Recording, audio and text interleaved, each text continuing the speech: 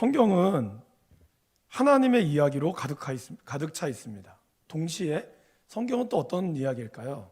하나님의 사람들로, 하나님의 자녀로 산 사람들의 인생 이야기라고 할 수 있습니다. 그들의 인생 이야기를 가만히 들여다보면 복잡다단하죠. 여러분의 인생들만큼이나 인생의 이야기를 나눈다면 정말 할 말도 많고 또 때로는 눈물도 나고 웃음도 나는 그런 복잡다단한 우리의 인생이지만, 그거를 그냥 좀 밋밋하게 딱 풀어보면 뭘까요? 낳고 죽고 이거예요. 그래서 오죽하면 어떤 철학자가 인생은 B와 D 사이에 있는 C다. B는 태어남이고 D는 죽음이죠. 그러니까 이 영어의 단어처럼 B하고 D 사이에 있는 C, 수많은 선택들로 우리는 살아가고 있다라는 것입니다. 바로 우리의 인생길이 그러하다라는 것이죠. 오늘 우리가 읽은 창세기 5장 1절부터 5절까지, 특별히 5장의 말씀을 읽고 어떤 분이 저한테 그런 질문을 하시더라고요. 근데 공교롭게도 저도 똑같은 생각을 하고 있었습니다. 질문은 이겁니다. 목사님, 이 이야기가 왜 나와요? 왜 이렇게 재미없는 죽고 낳고 죽고가 왜 이렇게 나옵니까? 도대체 이게 무엇을 의미할까요? 그걸 물어보시더라고요. 근데 사실 저도 좀 궁금합니다. 왜 그렇게 했는지 궁금했었죠. 말씀을 좀 준비하고 묵상하면서 이것이 단순히 낳고 죽상하면서 그것으로, 물론 아까 말씀드린 대로 우리의 인생이 크게 보면 태어났다가 죽음을 향해서 가는 과정, 참 단순해 보이는 그러한 과정을 우리가 그릴 수 있지만, 그러나 그 안에는 정말 우리의 인생이 어떻게 갔기 때문에 어떻게 죽음을 맞이했는지를 우리가 알 수 있습니다. 창세기 5장 1절은 이렇게 시작하죠. 이것은 아담의 계보를 적은 책이라. 여기서 이 계보라는 것은 히브리어로 톨레도트라고 합니다. 그래서 보통 이 단어는 창세기에서 전환점이 필요할 때 이 단어를 사용했어요. 그러니까 여러분 좀 우리가 상상을 좀 해볼까요? 모세가 시내산에서 백성들에게 이야기를 했습니다. 태초에 하나님이 천지를 창조하시니라. 처음에 애굽으로 있었던, 애굽에서 노예로, 그리고 사람 취급도 받지 못했던 그들이 그렇게 신처럼 떠받들었던 바로 왕이라든지 강이라든지 메뚜기라든지 이런 모든 것들도 함부로 대할 수 없는, 다 우리의 신이다, 이렇게 알려져 있던 그들이 모세를 통하여 뭐야, 한낱 피조물일 뿐이네, 바로도 신이 아니라 사람일 뿐이네, 이런 것을 그들이 들으면서 얼마나 놀라고, 그리고 그들이 정말 충격을 받았을까요? 지금이야 우리는 이것이 아무것도 아니라고 할지 모르지만 그들이 처음 그걸 들었을 때를 생각해 보십시오. 그렇게 해서 400년 동안을 그들의 부모로부터 계속해서 이어져 내려왔던 그들의 모습 가운데서 이런 이야기를 듣자 그들은 충격이 어마어마했을 것입니다. 이런 충격을 딱 놀랬을 때 모세는 잠시 숨을 고릅니다. 그리고 하나님의 창조를 다시 한번 요약을 하죠. 그것이 바로 창세기 2장 4절입니다.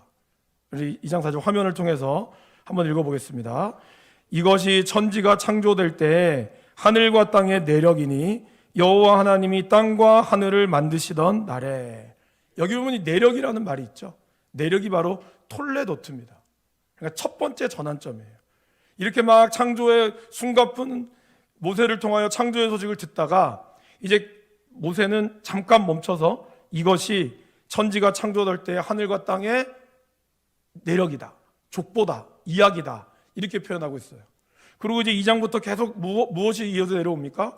그렇게 하나님이 잘 만들었던 아담, 하와, 그리고 선악과, 이 모든 걸 다 먹어라. 그러나 단 하나만 먹지 마라.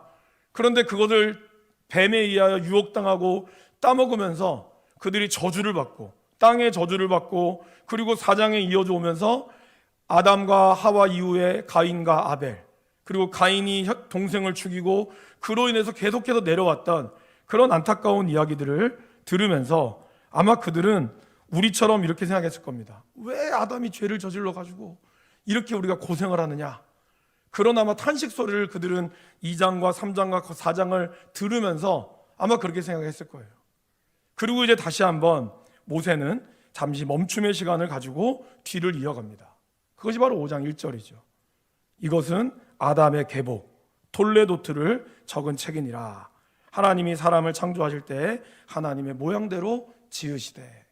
바로 이 두 번째 톨레도트가 여기 나옵니다. 그래서 창세기는 총 10개의 톨레도트로 구분되어 있어요. 이 긴 말씀을 한 번에 읽을 수가 없잖아요, 여러분. 딱 끊어서 뭔가 잠시 한번 숨을 고르고 생각할 수 있는 시간을 주는 거죠. 그래서 모세도 이제 5장 1절에서 아담의 계보를 적은 책이니라 라고 하면서 1장부터 4장까지 있었던 내용을 간략하게 요약을 하고 있습니다. 근데 여기서 여러분 특이한 점이 하나가 발견되죠. 바로 3절 말씀입니다. 아담은 130세에 자기의 모양 곧 자기의 형상과 같은 아들을 낳아 이름을 셋이라 하였고, 처음에 하나님께서는 천지를 창조하실 때 하나님의 형상대로 지었다라고 얘기했습니다. 근데 3절에서는 아담이 자녀를 낳았는데 바로 자기의 형상대로 지었다라고 말하고 있습니다. 이게 뭘 뜻할까요? 하나님의 형상대로 지음받은 그 아담의 모습이 그 아들로부터 투영되었다는 의미도 되지만, 한편으로는 이제 하나님의 형상대로 지음받은 아담의 모습이 죄로 인하여 파괴되었다는 거예요. 그의 원래 하나님에 대한 온전한 하나님의 형상이 파괴가 되었고, 그리고 파괴된 인간의 모습은 그들의 자녀에게까지 계속해서 이어져 내려가게 되었다라는 것입니다. 여러분, 여러분의 자녀들을 보시면 어떻습니까? 저희들 이제 깜짝깜짝 놀라는 것 중에 하나, 안 가르쳐줬거든요. 안 가르쳐줬는데 아이들이 너무 따라해요. 심지어는 할아버지랑 비슷한 것도 있고요, 심지어는 외할머니라도 비슷한 게 있어요. 이들이 외할머니 할아버지를 얼마나 오랫동안 봤다고. 기껏해야 태어날 때 조금 보고 가끔 볼 때 그냥 오늘 왔어 이 정도밖에 안 했음에도 불구하고 저희들은 깜짝깜짝 놀랍니다. 아마 여러분들 놀라실 거예요. 그죠? 도대체 그래서 우리는 그걸 이제 DNA라고 하는 과학적으로 해석을 하지만, 사실 성경은 그렇게 해서 내려왔다는 거예요. 아담의 형상이, 그리고 셋의 형상이 계속해서 내려져 옴으로써 우리 안에는 하나님의 형상이 분명히 존재하긴 하지만, 그러나 동시에 아담이 지었던 죄의 모습 또한 우리에게 있다라는 것을 말씀하고 있습니다. 이러한 부분들이 고장이 나면서 우리는 하나님의 뜻을 제대로 깨달을 수가 없어졌습니다. 그래서 우리는 순종할 수 있는, 하나님의 말씀에 온전히 순종할 수 있는 능력을 상실해 버렸다라는 것입니다. 그러나 완전히는 아니기 때문에 아담의 족보에서 우리는 그러한 모습을 볼 수 있습니다. 여러분, 제가 계속해서 창세기를 말씀드리면서 죄의 이야기를 했습니다. 그리고 죄로 끝나는 것이 아니라 그것을 덮고 남은, 훨씬 더 우리의 죄를 덮어주는 하나님의 놀라운 은혜도 말씀을 드렸습니다. 오늘 누가 누구를 낳고 죽었다는 말씀에서 인간은 결국 아담의 범죄로 인해서 하나님께 인류에게 하신 이 심판의 말씀, 그죠? 이렇게 얘기했잖아요. 나는 흙이니 너는 흙이니 흙으로 돌아갈지니라. 흙이라고 하는 것은 하나님이 만드신 재료죠. 그 다음에 나오는 흙은 허무란 뜻입니다. 그러니까 너는 하나님의 재료로 만들어졌으나 결국 너는 허무한 인생으로 끝나게 될 것이다. 이거를 하나님은 족보를 통해서 보여주셨다라는 것이죠. 그래서 이것만 보면 인간은 결국 태어나긴 하지만 영원히 살 수 없는, 허무하게 죽을 수밖에 없는 존재다라고 생각할 수 있습니다. 그럼 인생이 참 너무 허무하죠. 열심히 살아봤자 결국에 우리는 한 푼도 들고 갈 수 없는 그러한 죽음에 이르는 존재다라는 겁니다. 이 땅에서 아무리 화려하게 살아도 결국에 우리의 무덤은 100평짜리 무덤이 됐든 1평짜리 무덤이 됐든 한 줌의 흙으로 남는 거는 변함이 없다는 거예요. 부자가 죽으면 갑자기 그들의 흙이 막 아파트를 쌓을 만큼의 흙이 있는 것도 아니고, 가난한 자가 죽으면 그 흙이 한 줌밖에 안 되는 것도 아니라 모두 다 흙의 양은 거의 대동소이하다라는 것입니다. 그렇게 허무한 인생이라면 도대체 인생을 왜 살까? 라고 우리가 할 수가 있잖아요. 근데 창세기 5장은 그것만을 보여주는 것이 아닙니다. 바로 4장에 나오는 아담의 다른 씨인 셋과 그리고 그의 아들 에노스 때 사람들이 비로소 여호와의 이름을 불렀다. 이 내용은 인간이 죄로 인하여 죽을 수밖에 없지만 여전히 하나님께서는 사람을 통해서 소망을 두고 있는, 여호와의 이름을 부르는 자들을 통하여 하나님이 소망을 두고 있음을 말씀하고 있습니다. 그리고 5장의 족보를 좀 더 자세하게 들어보시면 단순히 족보가 낳고 죽고로만 끝나지 않음을 알 수가 있습니다. 먼저 여러분, 셋의 자녀들은요, 죽긴 했으나 계속해서 자녀를 낳았다라고 표현하고 있어요. 그래서 하나님께서 창조 때 말씀하셨던 약속, 그리고 명령, 땅에 충만하고 번성하라는 이 말씀을 그들은 순종하고 있음을 보여줍니다. 곧 하나님의 약속이 계속해서 이루어져 가고 있음을 하나님은 이 세대 자손들을 통하여 보여주고 있다라는 것입니다. 그리고 하나님께서는 셋과 그리고 이제 에녹을 거쳐서 라멕과 노아로 이어지는 이 부분은 하나님의 은혜가 하나님이 절대로 우리를 포기하지 않고 있음을 보여주고 있습니다. 자, 화면을 함께 잠깐 보실까요? 여기 보시면 가인의 후손과 그리고 셋의 계보가 쭉 나옵니다. 가인의 후손과 셋의 계보에는 두 명의 동명의인이 나오죠. 바로 에녹과 그리고 라멕입니다. 근데 가인의 자손에서 이제 7대쯤이 라멕이고 아담과 이제 세대 자손에서 7대가 에녹이에요. 여러분, 이 7이라고 하는 숫자는 완전 숫자죠. 성경에서 7은 3과 더불어서 완전 숫자를 뜻합니다. 그러면 7대 손이었던 먼저 가인의 계보 말고 셋의 계보를 좀 이야기를 나눠보도록 하겠습니다. 바로 7대 손이었던 에녹은 성경에서 뭐라고 기록되어 있습니까? 24절에 보시면 5장 24절에 에녹이 하나님과 동행하더니 하나님이 그를 데려가심으로 세상에 있지 아니하였더라라고 얘기하고 있습니다. 바로 셋의 에녹은 하나님과 동행하는, 그리고 이 죽음을 옮기지 않았다라고 성경은 표현하고 있어요. 근데 사실 에녹의 모습은 다른 사람들과 다를 바가 하나도 없었습니다. 22절에도 에녹은 그의 무드셀라와 그들의 조상들과 같이 자녀들을 낳았다라고 표현하고 있습니다. 어떻게 보면 똑같은 평범한 삶임에도 불구하고 왜 에녹은 이렇게 다른 인생을 살았을까요? 네, 화면 내려주셔도 됩니다. 여기에 또 하나의 단어가 있죠. 바로 에녹은 하나님과 동행했다라고 표현하고 있습니다. 물론 셋의 자손들은 에노스 때부터 여호와의 이름을 불렀습니다. 그러게 늘 하나님과 동행하는 삶을 살았겠죠. 그러나 에녹 때에 와서 어쩌면 비로소 그들이 하나님과 동행하고 하나님의 길들을 같이 걸어갔다는 것을 의미합니다.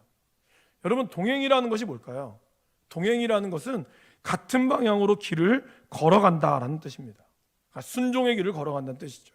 근데 우리가 한 번 순종의 길을 걸어가는 것은 뭐 어렵지 않습니다.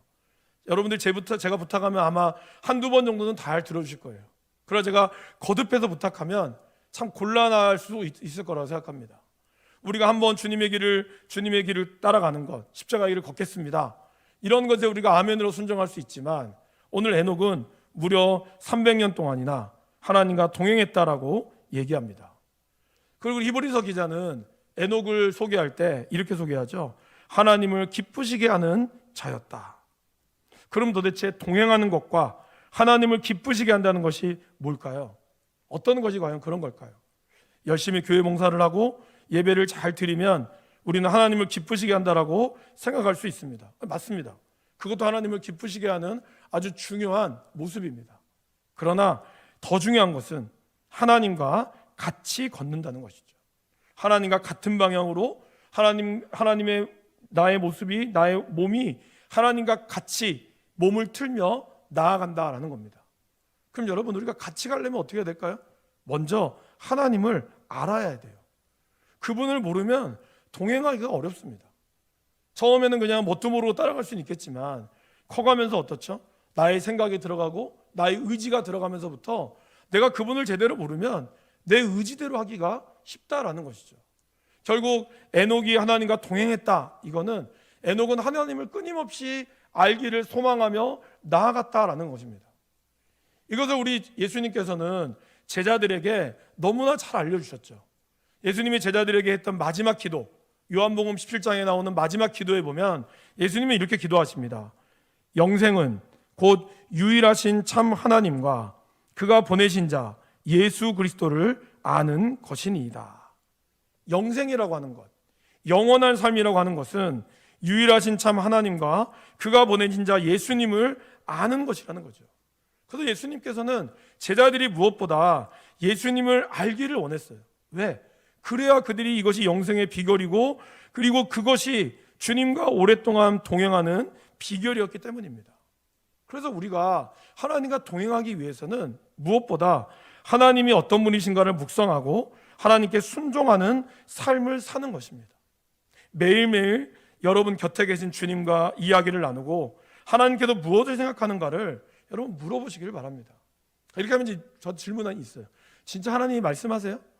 그렇게 질문하시는 분도 있습니다. 하나님 정말 막 내 귀에 대고 재우가 이렇게 해, 이렇게 말씀하십니까? 네, 말씀하십니다. 그런데 하나님의 방법은 좀 달라. 그러니까 여러 방법이 있다고 생각해요. 어떤 분은 꿈으로 하나님이 말씀하실 때도 있고요. 어떤 분은 우리를 위하여 기도하는 분을 통해서 갑자기 그분이 여러분에게 전화를 해서 별일 없냐고, 그렇게 정말 뜬금없이, 정말 몰랐던 분이 뜬금없이 그런 경우들도 있습니다. 우리가 하나님을 기도하면 하나님께서 그렇게 말씀하신다는 거죠. 때로는 직접적으로 말씀하시기도 합니다. 여러분 마음 가운데 계속해서 울려 퍼지는 그러한 생각들, 그러한 마음들, 외면하고 싶은데도 또 들려주는 그러한 말씀처럼 우리가 하나님은 늘 옆에 계시기 때문에 우리는 그것을 알 수가 있다라는 것이죠. 단지 우리의 영이, 또 우리의 생각이 나로 꽉 차 있을 때는 그분이 말씀하셔도 사실은 들리지가 않죠. 그래서 우리는 말씀을 묵상하는 큐티라든지 기도의 생활이 필요한 것입니다. 이것은 단순히 교회를 다니는 사람이 해야 되는 종교적인 의무가 아닙니다, 여러분. 이걸 종교적인 의무로만 생각해서 그래 교회 다니니까 내가 뭐 직분을 맡았으니까 기도해야지, 물론 그런 거룩한 부담감도 당연히 있어야 되겠지만 내 삶에 복 주시기를 원하시는 그분의 마음을 우리가 알기를 원한다. 그분이 정말 누구보다 여러분의 삶을 복 주기를 원하고 누구보다 여러분의 삶을 하나님이 이끌어가기를 원하신다라는 그분의 마음이라고 생각해보고 여러분께서 아침에 일어날 때, 아니면 오후에 식사의 시간에, 저녁에 또 무엇을 할 때, 아니면 정말 중요한 미팅이라든지 뭔가를 있을 때 그때 그 잠시라도 하나님 나에게 도움을 주시고 하나님 정말 나에게 말씀해 달라고, 그때그때마다 필요한 지혜들을 구하라고, 그렇게 하는 것이 우리 주님과 동행한다는 거예요. 막 엄청나게 크고 교회에 와서 뭐 부흥에 참석해서 은혜 받아서 하는 그건 동행이 아니라, 그런 동행만이 아니라 매일매일의 삶 앞에 하나님이 어떤 분이신가, 나에게 무엇을 말씀하시는가, 그거를 우리가 끊임없이 묻고, 새벽 기도든 아니면 여러분 저녁 기도든 무슨 기도든 여러분 말씀하시는 거든 그것을 우리가 바라보는 것, 그걸 향하여 나아가는 것이 바로 동행이라는 것이죠. 그리고 동행의 또 다른 표현을 바로 우리는 구원이라고 합니다. 여러분, 구원이라는 게 뭘까요? 구원을 동행이라는 의미로 보면, 구원은 내가 걷고 싶은 길을 걸어갔어요, 그죠? 그런데 갑자기 하나님이 나를 부르셨어요. 그래서 이제 우리가 어느 길로 걸어가는 거예요? 주님과 같이 걸어가는 거예요. 바로 주님과 함께 동행하는 것이 구원의 삶이라는 겁니다. 구원은 천국 가는 것, 이것을 큰 명제가 있겠으나 더 중요한 것은 구원의 삶은 늘 하나님과 동행하는 삶, 하나님과 같은 방향으로 걷는 것이라는 것이죠. 이스라엘의 광야 생활은 한마디로 정리한다면 바로 하나님과 동행하는 훈련이었다라는 겁니다. 광야 길을 걷는 동안 구름 기둥이 멈추면 멈춰야 됐어요. 움직이면 움직였어야 했어요. 때로는 구름 기둥이 하루 만에 움직이는 경우도 있지만 어떤 경우는 1년 동안, 40일 동안, 일주일 동안 머물러 있기도 해요. 움직일 때는 좀 재미가 있을 수 있잖아요. 근데 머물면 똑같은 자리에서 계속 있다고 생각해 보세요. 얼마나 지루하겠습니까? 주님과 동행하는 길이 때로는 지루할 수도 있습니다. 그러나 그 길이 우리에게 생명의 길이다라는 것이죠. 주님은 우리가 동행하는 길을 통해서 바로 가르쳐 주신 제사, 번제, 소제, 화목제, 속죄제, 속건제, 이런 예배들이 바로 하나님께 나아가는 방법이고, 하나님이 제정해 주신 이 유월절 그리고 부활절, 이러한 모든 절기들이 바로 하나님과 동행하는 삶의 모습을 보여주고 있다라는 것입니다. 이렇게 동행하는 삶, 이 동행하는 삶이 바로 우리가 하나님 앞에 영생을 누리는 삶이다라는 것을 하나님은 이 아담의 족보를 통해서 우리에게 보여주고 있습니다. 또 한 명의 사람을 살펴보겠습니다. 바로 가인의 족보와 셋의 족보에서 나왔던 에녹 외에 또 한 명이 더 나왔다 그랬죠. 누굴까요? 라멕입니다. 근데 여러분, 신기하게도 여러분들 성경을 다시 한번 보시면 족보의 이름이 쭉 나오잖아요. 근데 그 나온 사람들 중에서 유일하게 말하는 사람이 있어요. 누굴까요? 라멕입니다. 4장에서 라멕이 노래하죠. 5장에서도 라멕이 말합니다. 그러니까 유일하게 두 라멕이 말을 해요. 그러면 무슨 말을 했을까요? 먼저 지난번에도 말씀드렸지만 라멕은 힘 있는 자라는 뜻이죠. 그래서 그는 자신의 힘을 이용해서, 가인의 라멕은 자신의 힘을 이용해서 두 명의 아내를 두고 자녀를 낳았고, 그리고 사람을, 그것도 어린 소년을 죽였습니다. 죽이면서 그는 얘기했죠. 자신이 사람을 죽인 이유의 정당성, 내가 상처받았어, 나를 찔렀어, 내가 그래도 참지 못하고 죽인 거야. 왜? 무슨 잘못 있어? 이렇게 이야기합니다. 자기의 힘을 이용해서, 자기의 어떤 능력을 이용해서 마음대로 함부로 하는 거죠. 여러분, 참 희한하게도 거의 대부분 그런 것 같아요. 주차난 때문에 인터넷이나 아니면 뉴스에 올라오는 것들 보면 어떻습니까? 대부분 좋은 차입니다. 비싼 차예요. 비싼 차가 꼭 이렇게 주차를 이렇게 나쁘게 해가지고 사람들하고 갈등을 일으켜요. 자기 힘이 있다는 거죠. 내가 이만큼 좋은 차를 살 만한 능력이 있는데, 그럼 내가 내 돈으로 내가 내 마음대로 주차하는데 너희들이 뭐야? 그런 사람들 나오는 것도 보면 어떡하죠? 굉장히 뻔뻔합니다. 내가 무슨 잘못인데? 차가 이 주차 공간이 좁은 거를 나보고 어떻게 하라고? 아예 대놓고 한 사람이 있다라는 거예요. 사람들이 힘이 생기면 자기의 힘이 뭔가 자신의 권력이라고 착각을 해요. 가인이 그랬다는 거죠. 가인의 라멕이 그랬다는 거예요. 내가 좀 상처받은 거는 엄청 아프고, 그래서 네가 죽는 거는 당연한 거고, 이러한 것으로 가인의 라멕은 자신의 정당성을 지어서 노래를 지어 합리했습니다. 그리고 그는 끝까지 자신의 힘을 자신을 위해서만 사용했습니다. 그러나 오늘 셋의 라멕은 어떻게 했습니까? 바로 그 라멕이 5장 18절에 나오죠. 라멕은 182세의 아들을 낳았습니다. 그리고 그 이름을 뭐라고 했습니까? 노아라고 했어요. 그리고 이르되, 그도 말하죠. 여호와께서 땅을 저주하심으로 수고롭게 일하는 우리를 이 아들이 아니하리라 하였더라. 바로 이 라멕은 자기의 아들을 낳으면서 하나님께서 땅이 여호와로부터 저주받았으니 이 노아를 통해서 하나님이 주는 쉼을 누리기를 원합니다. 그는 그러한 마음으로 바로 노아를 낳았다라는 것입니다. 라멕의 아버지는 무드셀라였죠. 무드셀라는 성경에서 가장 오래 산 사람이죠. 아마 어릴 때부터 성경학교 나오신 분들은 아실 겁니다. 성경에서 가장 오래된 사람 하면 무드셀라. 몇 살? 969세. 이것이 딱 약간 공식처럼 나오잖아요. 근데 여러분, 왜 무드셀라를 하나님은 가장 오래 살게 했을까요? 집에 가서 여러분 수학 계산 한번 해보시면 무드셀라가 죽은 해가 바로 노아의 홍수가 일어난 해죠. 그리고 무드셀라라고 하는 원래 이름의 뜻은 창을 던지는 자라는 뜻입니다. 그러니까 집을 지키는 자, 창을 던지는 자죠. 만약에 집을 지키는 자가 죽으면 어떻게 될까요? 적들이 침입하는 거죠. 하나님은 이 무드셀라를 통해서 가장 오래 살게 함으로써 하나님의 구원이 마지막까지 우리를 포기하지 않으시는, 끝까지 지키시는 하나님의 모습을 보여주고 있습니다. 그러나 무드셀라의 죽음을 통해서 하나님은 이 땅에 심판이 올 수밖에 없음을 보여주었다라는 것이죠. 여러분, 노아는 또한 노아의 방주를 120년 동안이나 지었습니다. 이들이 배를 지을 때 이들만 지었겠습니까, 여러분? 상상을 해보세요. 8명 가지고 여자분 3분, 4분 빼고 노아하고 셈, 함, 야벳 4명이서 120년 동안 나무를 지을 수 있었겠어요?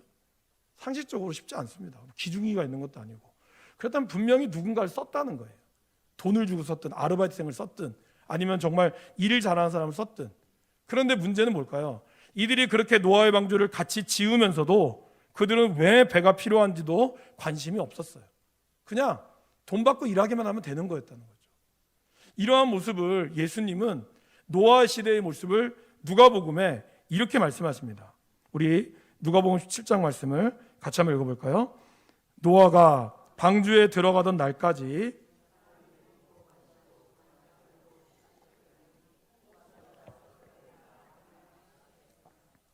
무슨 말일까요, 여러분? 노아의 방주는 한참 짓고 있고 노아는 이 방주를 통해서 아마 사람들에게 이야기를 했겠죠. 그런데 사람들은 마지막까지 자신의 삶을 즐기느라 바빴다는 거예요. 가인의 라멕, 그들의 아들들은, 자녀들은 음악을 만들었습니다. 그리고 그들의 자녀들은 구리와 쇠와 여러 가지 기구를 만들어서 농기구를 개발했을 것이고, 그리고 그 힘으로 분명히 무기를 만들어 자신의 영역을 넓히느라 정신이 없었을 것입니다. 그러면서 그들이 가인의 후손들을 통하여 이루어졌던 더 많은 것, 엄청난 업적과 문명을 이루면서 그들은 자신의 삶을 즐기느라고 바빴겠죠. 그러나 노아의 홍수가 왔을 때 결국 그것은 다 끝나버리고 말았다는 거예요. 여러분, 셋의 후손들을 가만히 보시면 자녀만 낳다가 끝난 것처럼 보입니다. 뭐 가인처럼 뭔가를 발명했다거나 뭔가를 낳았다거나 이런 게 없었어요. 그러나 놀랍게도 하나님의 구원의 역사는 바로 이 셋의 후손을 통해 이루어졌다라는 것입니다. 우리가 우리 인생을 꾸미고 우리가 우리 인생을 즐기기에 바쁠 때 하나님은 진짜 하나님의 이름을 부르는 사람을 사용하고 그를 통하여 하나님의 구원을 이루어 가신다라는 겁니다. 물론 여러분들 일하지 말란 뜻이 아닙니다. 그러나 우리가 열심히 우리에게 주어진 일을 해야 되지만 정말 우리가 주님 앞에 나와야 될 때 나와야 한다라는 거예요. 그것이 정말 주님이 주는 진정한 휴식과 안식이다라는 것이죠. 하나님과 동행하는 삶으로 에녹은 하나님과 동행하며 죽음을 보지 않았습니다. 그런데 오늘 창세기 6장 9절에 보시면 노아도 의인이요 당대에 완전하여 그도 하나님과 동행했다라는 평가를 받았습니다. 히브리서 기자는 노아를 이렇게 얘기했죠. 보이지 않는 일에 경고하심을 받아 경외함으로 방주를 준비했다. 무슨 말일까요? 보이지 않는 일. 사실 노아 때까지는 비라는 걸 내리지 않았다 그러죠. 창세기 2장에 보면 물이 땅에서 올라와 수면을 적시는 이슬만으로 충분한, 그리고 아마 여러분 과학적으로는 한 번쯤은 들어보셨을 것입니다. 이 대기권 위에 성층권과 그 사이에 원래는 물이 있었다라고 하는 증거들, 그것이 홍수를 통해서 쏟아져 내렸다. 이거는 뭐 어느 과학자라도 쉽게 부인할 수 없는 사실이죠. 그만큼 풍부했던 물이 있었기에 비가 내리지 않아도 땅 밑에 있는 습기가 올라오는 것만으로도 얼마든지 땅을 적실 수 있었다는 거예요. 그렇게 보이지 않는 일에 노아는 반응했다는 겁니다. 왜요? 동행했기 때문에. 하나님과 동행했기 때문에, 그리고 그는 노아를 통해서 하나님은 다시 인류의 역사를 시작하셨다라는 것입니다. 한 번도 경험하지 못했던 그것을 주님과 동행할 때만이 우리는 이 땅에 하나님이 주시는 비밀을 깨달을 수 있다라는 것이죠. 성경은 우리에게 말씀한다고 그랬죠. 인생의 길이라고. 그러면 우리의 인생의 길을 성경은 두 가지로 말씀하고 있습니다. 가인의 길로 갈 것인가, 셋의 길로 갈 것인가. 즉 자신의 뜻과 힘으로만 살 것인가, 아니면 하나님의 이름을 부르며 하나님과 동행하며 살 것인가. 가인의 후손은 자신들의 성으로는 죄에서 건질 수 없다라는 고백을 남겼습니다. 결국에는. 그러나 셋의 후손은 하나님의 은혜가 임했다는 증거를 남겼습니다. 제가 아까 처음에 여러분들에게 어떤 철학자의 이야기를 소개해드렸죠. 인생은 B와 D 사이에 있는 C다라고. 우리는 끊임없는 선택을 하죠. 여러분들이 오늘 이 자리에 온 것도, 또 여러분들이 또 내일 어떤 선택들을 아마 하게 될 겁니다. 그죠? 이런 모든 선택들 가운데 우리 인생의 결국은 D로만 끝난다면 어떤 선택을 하든지 우리는 D가 당연한 결과일 거예요. 그죠? 그런데 여기서 이 선택 가운데 우리가 또 하나의 C가 있죠. 뭘까요? 바로 크라이스트, 예수 그리스도. 그분을 우리가 선택하며 나아갔을 때 우리의 인생은 데스, 죽음으로 끝나지 않는다는 거예요. 어떻게 될까요? 바로 이터널 라이프, 영원한 삶으로 넘어간다는 겁니다. 비록 육신은 죽는 것은 어쩔 수 없으나 하나님이 예비하신 영원한 생명이 우리에게 하나님은 약속하고 있다라는 것입니다. 그러게 사랑하는 여러분, 여러분의 이 귀한 인생을 정말 하나님의 은혜로, 하나님과 동행함으로 여러분의 삶을 살아갈 수 있기를 간절히 바랍니다. 당장에는 이 길이 재미없고 지루해 보일 수도 있습니다. 매주마다 이렇게 똑같은 예배, 똑같은 삶이 다람쥐 쳇바퀴처럼 보이는, 아침에 일어나면 또 아이들 밥 해줘야 되죠, 또 출근해야 되죠. 이런 보여지는 거는 똑같고 재미없어 보일 수 있지만, 그러나 그 주님과 동행하는 그 삶, 사람들에게는 조롱거리가 될 수 있습니다. 이번 주 교회 안 가면 어때? 다음 주가 있잖아. 또 우리에게 그렇게 이야기할 수 있습니다. 그러나 여러분, 진짜 생명의 길인 주님과 동행하는 이 길을 통하여 하나님이 주시는 놀라운 은혜와 축복이 있습니다. 이 길을 저와 여러분들이 걸어가고 이 길을 우리가 우리 주변의 사람들에게 전할 수 있기를 간절히 축원합니다.